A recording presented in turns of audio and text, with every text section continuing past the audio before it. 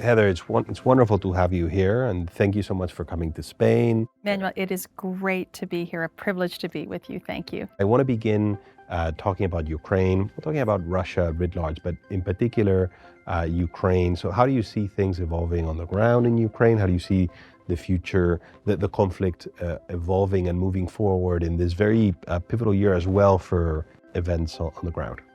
And what a consequential year 2024 is going to be for Ukraine. We will mark the beginning of the third year of the full-scale invasion, a decade of war, of Russia's illegal occupation of Crimea and occupation in Donbass. So this is really a test of not only Ukrainian resolve, it is our resolve, it's Europe's resolve, the United States' resolve, North America's resolve, because if Ukraine is unsuccessful, we are going to face a larger challenge with Russia. Russia will continue. They will not stop. The Kremlin needs confrontation with the West for its own political survival. So we really now have to start talking about what's at stake if Ukraine is not successful for our own security and our own prosperity among all NATO countries. So this is why support is absolutely critical. And unfortunately, politics in both the United States and in Europe are very challenging for this continued support. Ukraine has to be victorious. At some future point, it must restore its territory to its 1991 borders. Mm-hmm. That is our goal, and we have to have the endurance to do that. Do you foresee in the next 12 months any major issue when it comes to the unity of the support, both in Europe or the United States? I mean, are there major roadblocks? Is there anything that concerns you? And then beyond the next 12 months, is there anything in the elections, I think in Europe, but fundamentally in the US, that worries you, for the support for Ukraine moving forward? So right now, winning the war, Ukraine has to have the military equipment to be able to restore its territorial integrity. That's going to be critical. And look, we have to prepare ourselves for yet another Russian counteroffensive. They see the vulnerability. So winning the war, continuing to have Ukraine be successful on the battlefield, winning the peace, that's Ukraine's economic recovery and reconstruction eventually, and we have to start planning for that in great earnest. It is not clear whether the U.S. will continue to support Ukraine. We're very concerned about that. That's why we have to work so much across America to help American citizens understand what's at stake and why it's important for their prosperity, their security. The international system is at stake in Ukraine and what we need to do to make sure that the West prevails. I want to pivot to NATO, but I want to ask you something about Russia because you worked on Russia, you know Russia well.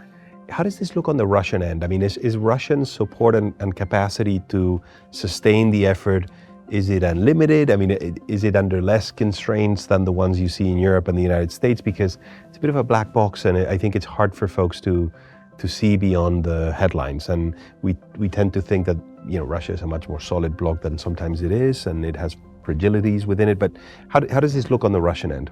So I think we have to understand that the Russian government is now in a wartime economy. The Kremlin will not lose. They are in it for as long as it takes, which is, of course, NATO's slogan of support for Ukraine.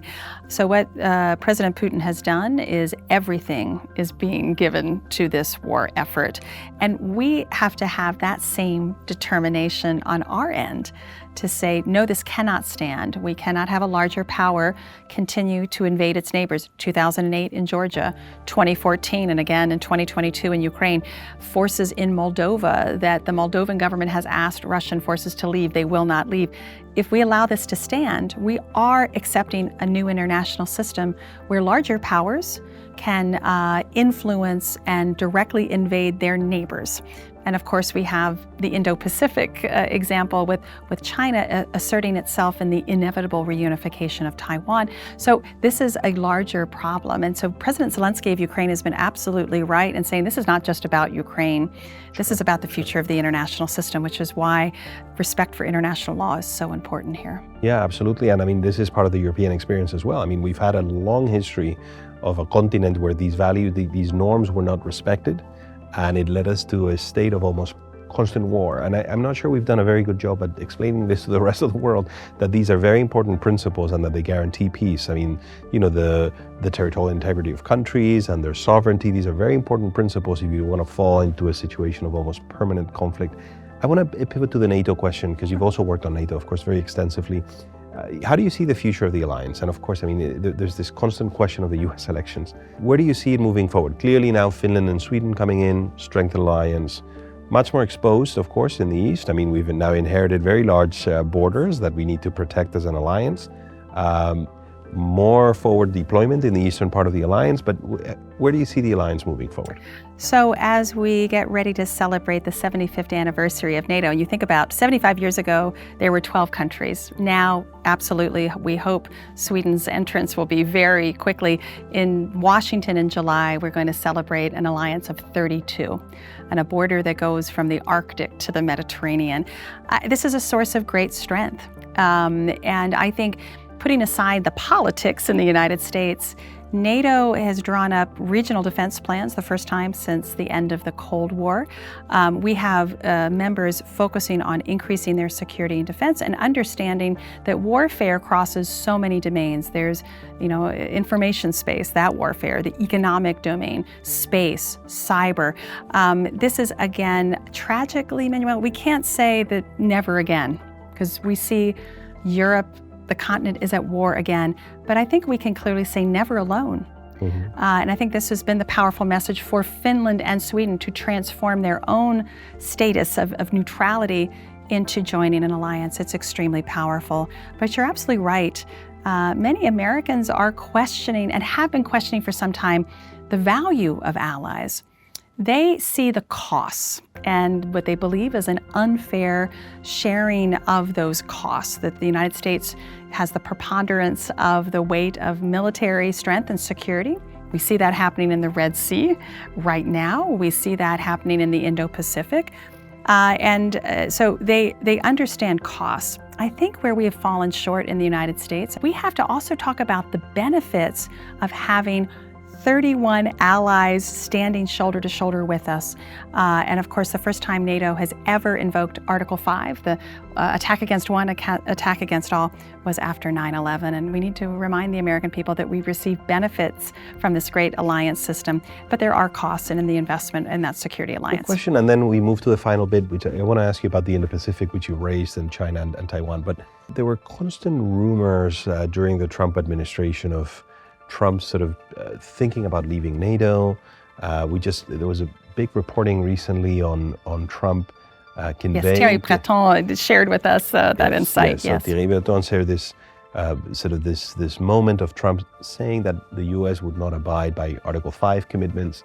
Is this a real potential challenge that Europeans should keep in mind? The U.S. either leaving or behaving in a way that renders the alliance ineffective in its fundamental mandate of continental defense of Europe. If you remember the haunting words of then Secretary of Defense Robert Gates, I think it was in 2011, mm-hmm. and he really warned that if Europe continues to not spend sufficiently on its security and defense, that this would cause a real challenge for the United States and the American people's continued support. I think we've seen, again, while Donald Trump has taken this to the most extreme level of questioning whether the United States would remain in an alliance that it helped create for its own security and prosperity, that this has been over successive Republican and Democratic administrations warning that American support would continue to reduce. It was Barack Obama who said that Europeans were free riding. Again, this has been a progression that it's been flashing a danger sign to us, and I think we haven't taken it as seriously as we can. Look, Article 5 is about the credibility and trust that our allies will be there when we need them. It's not whether we invoke it or not invoke it. It's that credibility and it's the assurance that it will be there. And the former president shook that very profoundly during his time in office. But we've seen a counter-reaction. We've seen in the United States public opinion about NATO actually increasing during President Trump's administration, because, when you start shaking the tenets of something that's very valuable to the United States, you do the exact opposite. You create that desire to maintain it. Just recently, Congress passed a bill that it will require an act of Congress for the United States to withdraw from NATO. We have to do a much better job of talking to the American people about the benefits. Let me ask you a final question. It's a big topic, but it's about the rise of China, how this is changing the structure of power globally, the China-US relationship, but it's on the transatlantic take on this. What role do you see for the transatlantic relationship in the Indo-Pacific, if any? I mean, is it limited to the trade and economic piece, sort of building a belt of economic entanglement with China that allows, that allows us to influence the way China behaves? Is it about expanding security commitments on the part of the Europeans to the Indo-Pacific? Some of them have done this individually, not as an alliance, of course. But how does that look, and would further European commitment in the region elevate the importance of Europeans for Americans? I mean, just how does this change in power and the rise of the Indo-Pacific play into the transatlantic relationship? It's such an important question, thank you. I come back down to the reason that the transatlantic approach to the Indo-Pacific is so important is that it's about values and how we want the future of the international system to look like. Do we want it to be about protection of privacy, or do we want it about a surveillance state? Do we want it to be about larger powers that take regional hegemony and dominate their neighbors? Or do we want countries to choose their alliances, choose their economic sovereignty? What world do we want? That's what's so important, and that's why the Europeans are so important to getting this policy right towards the Indo-Pacific. Yes, the United States has a security architecture in the Indo-Pacific that Europeans don't. Bilateral defense treaties with Japan, with Korea, the Philippines, Australia, that's very different. But Europe also relies on America's military strength in the Indo-Pacific to keep those sea lanes free and open. So we are all tied to this. And so we have to work together. U.S. policy in the Indo-Pacific will not be as strong and effective unless our allies stand shoulder to shoulder with us. And we know these are difficult decisions about our economic future, but we have to take them together. As I said, never alone, always together. And we have to work very hard to make sure that Europe and the United States, we have different approaches to the region, that we stay shoulder to shoulder, and then we'll get it right. Well, that's a wonderful message to end on. Heather, thank you so much for being here and for sharing with us your analysis, your thoughts on the state of the transatlantic relationship in this very, very important year. Well, Manuel, thank you. The great thing about traveling within the transatlantic community, you always feel at home. Thank you. Absolutely.